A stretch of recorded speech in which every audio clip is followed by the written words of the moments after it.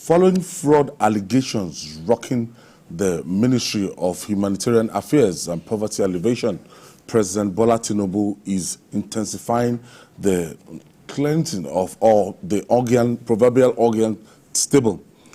The president has suspended all administered social investment programs by the National Investment Program Agency, such as Empower, school feeding, the conditional cash transfer.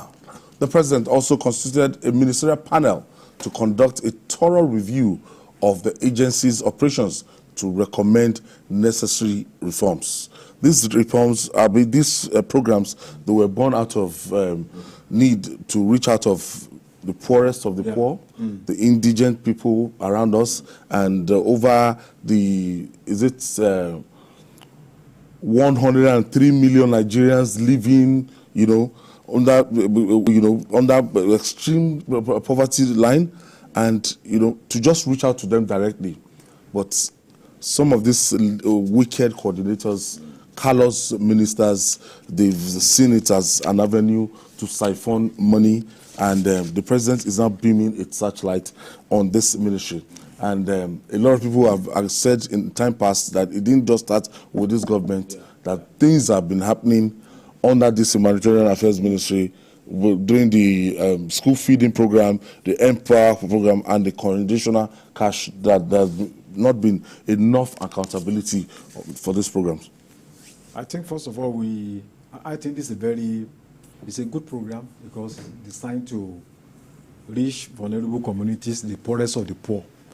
And this, not to cancel it, but to suspend it for 6 weeks. Yes, so I think what we have seen now is that it shows clearly that a good policy does not actually turn out to be an effective policy in terms of implementation. And it shows clearly that a good policy can be sabotaged by people who don't share your vision, and that when you have a vision, it's not everyone that is your aide, that's your minister, that shares that vision. When you are thinking for the country, some people are thinking how to exploit the misery of the people and how to turn that good policy into profit in their own private pockets. So it is also a clear case of corruption in high places. I've been opportune to meet Mrs. Wise, who was involved in this project in the past, and she made a lot of complaints, about a lot of inadequacies, that attempts to frustrate her. So people are saying that this is not new, that has been going on for a long time. I think they are saying the truth. So it's embarrassing, but I think I'm impressed by the swift response of the president. First of all, suspend the minister, then set up investigation, then suspend the program itself, because it's most likely that these funds are not even getting to the end users. There are middlemen there who are trying to profit from the funds. It's quite surprising, about the fact that over 400 million naira transferred into private account. What could give a minister that kind of confidence? Does it mean that it has been a tradition in that ministry? Does it mean that she was so confident that if she does anything, nothing will happen to her? Or does it mean that they did not, during the ministerial retreat, they did not give them adequate training on, the processing, the procedures?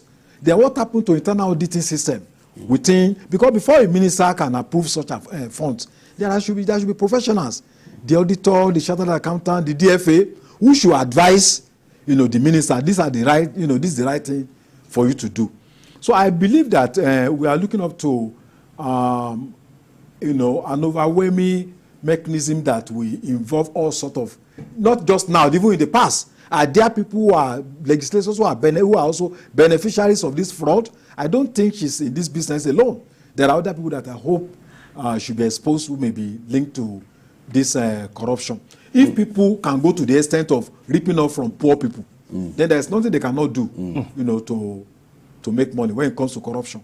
Because some people ask this question, that to start with, how can a minister initiate and send memo directly to the accountant general of the federation to make payments? A minister, what does the permanent secretary, what's the function of the permanent secretary, the chief accounting officer, do Now, how can this minister, just unilaterally ask the accountant general to send 585 billion naira to a private account? Yeah, it's part of the problem we have in Nigeria. Poor adherence to corporate governance.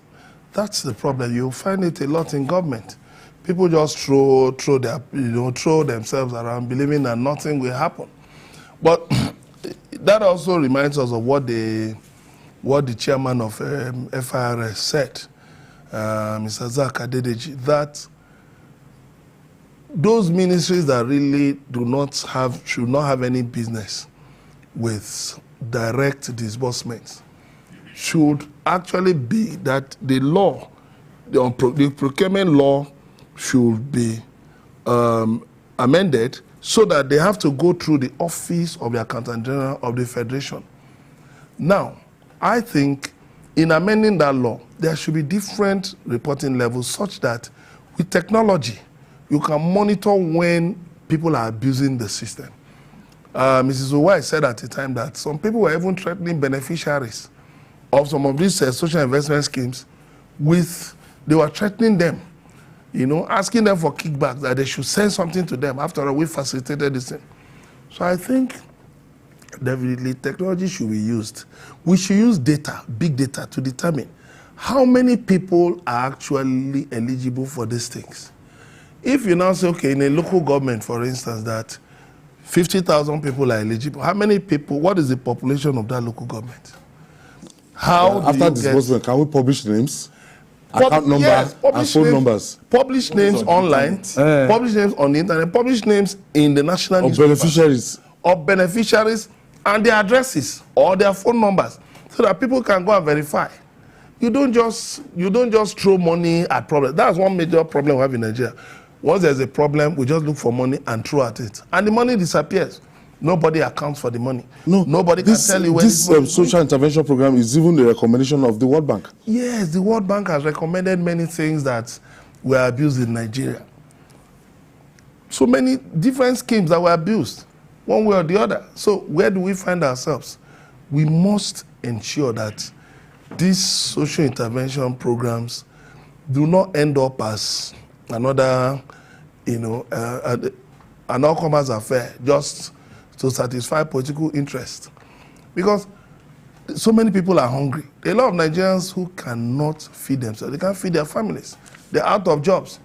How this money is meant for them. But there are people who don't give qualms about robbing the poor in broad daylight. They must be stopped. They must be prevented from harming the system. And these social intervention programs, they are very good.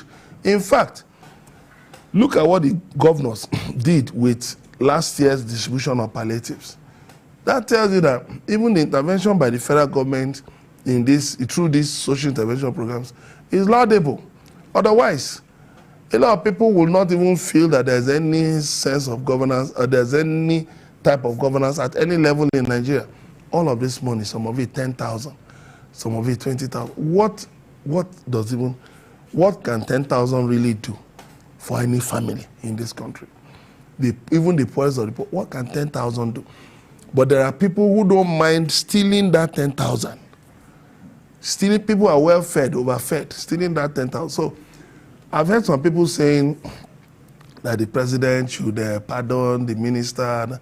I think we are not really, it shows that for many of us, even in the elite, they are not ready to fight corruption in this country. You must use some people as examples, as scapegoats. The woman should be fired. It's not just being suspended. She should be fired because she clearly violated the procurement law. Trying to say, oh, I didn't know and all of that. Look, there are clear lines of authority. There are clear lines of reporting. There are clear lines of responsibility. If you breach any of these lines, you should be fired. You are not the only Nigerian. Somebody said we should not frustrate promising Nigerians. Is she the only promising Nigerian? There are so many Nigerian youths who are doing a lot, developing apps, doing all kinds of things with technology, and nobody's recognizing them. Nobody's supporting them. Nobody's encouraging them. Such people need encouragement, not some overfed members of the elite, and you say promising what? No. We should not set a bad example for the up and coming generations. Some people think Mr. President should be commended for taking this kind of step. That's the audacity of this impunity. That for Mr. President to dissociate himself with, that is, absolutely. He has zero tolerance absolutely. He has sent a very strong signal to all the ministers that they need to be very careful. He has sent very strong signals to every Nigerian that look, no matter how highly placed, you can be questioned, and also those that are involved, that are yet to be exposed. I think what he has done is quite decisive, because corruption can easily destroy any government. Just as it had the potential to destroy any country. It breeds extremism, it breeds violence, it brings a fractured society. And at the end of the day, it's an ill wind that blows no one any good. That's why you see that, corruption is the greatest driver of underdevelopment. Where you have this kind of, this kind of level of corruption, where they say, like Emeka said, that maybe it's not aware, but you should know, as an educated person, even if you have school cert, that you cannot transfer public funds to private accounts. That's elementary, Somebody was a commissioner. He was a commissioner. So if you can have that kind of audacity, then it means that you can. There's just nothing you cannot do. So I think the president should also ensure that there is periodic assessment of the ministers. We should not wait. We're even expecting. Yeah, we should not wait until there is a big bang. Then we all start running up and down. At least they should be assessed. There should be a kind of monitoring unit in the presidency that will look at the accounts and then make frequent recommendations. And also the banks. This has also exposed that they are collaborators in this crime. Of course. The Nigerian Financial Intelligence Unit. When strange funds enter into a particular account, the bank is mandated by law to alert the authorities. But these banks don't do it because of what they are going to benefit, which is extremely very bad. So I think the president has done the right thing.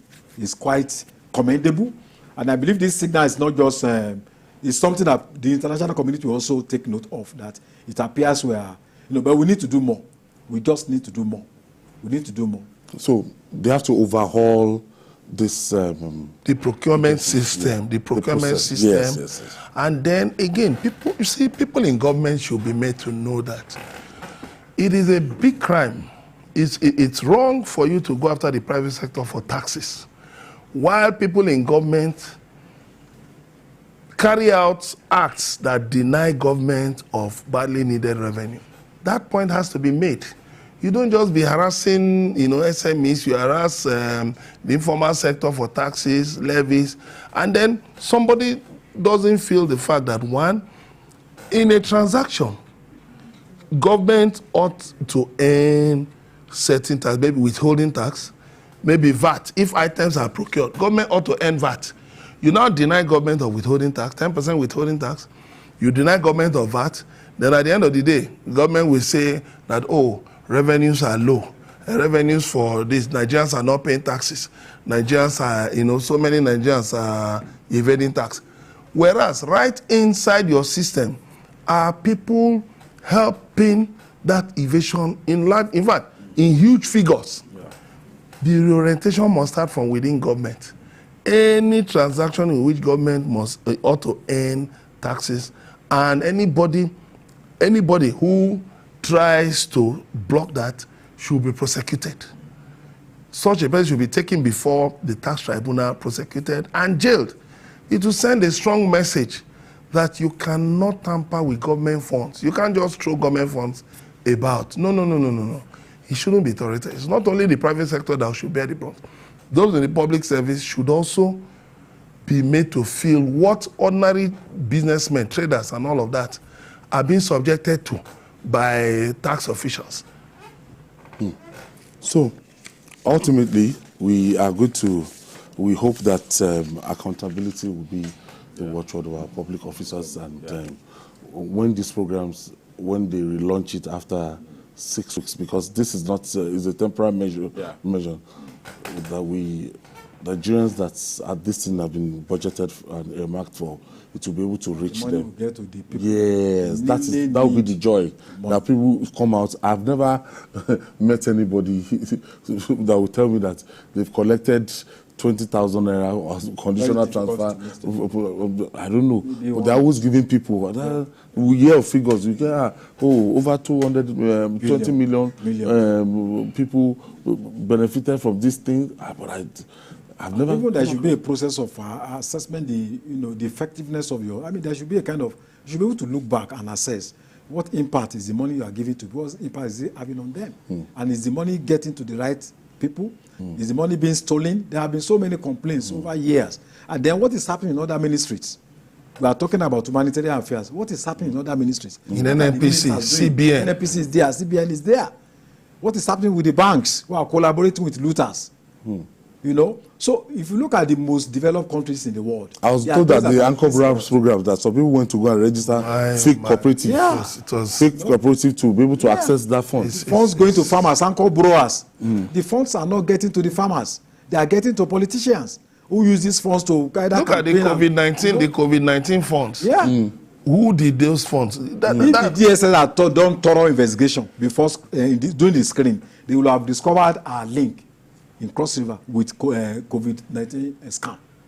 Yes, she was. The same person. Yeah, Nigerian media actually suspended her in Cross River because of certain things that have to do with COVID-19 palliatives. The stories are there on the internet. So before before you become a minister, there should be thorough screening to know your background, so that you just come and embarrass the government. You have Anchor borrowers, you have Agmes, you have those genuine people with genuine intentions to invest in this country, to participate in the economy, are being frustrated out. I'm speaking for millions of Nigerians seeking funds as little as maybe 50,000, 100,000, 1 million, 2 million. They are being frustrated out. They have laudable ideas, but no way. You go to the banks are not ready to fund ideas. But the same banks help politicians to thwart the efforts of hardworking, well-meaning Nigerians. It has to stop. Government must step in, because you see, you can't have Nigeria without Nigerians. The interests of Nigerians must be protected by this government. Okay. I want to thank you, Emeka Madunagu. Thank you very much. Wale Adoye, thank you for your contribution today. And that's our offering on Journalist Hangout on Sunday. Join us tomorrow for our regular episode of the program at 5 p.m. You can watch the repeat broadcast tonight at 11:30 p.m. We're on YouTube, youtube.com/TVC News Nigeria. I am Ayodele Uzuwa. Bye for now, and God bless Nigeria.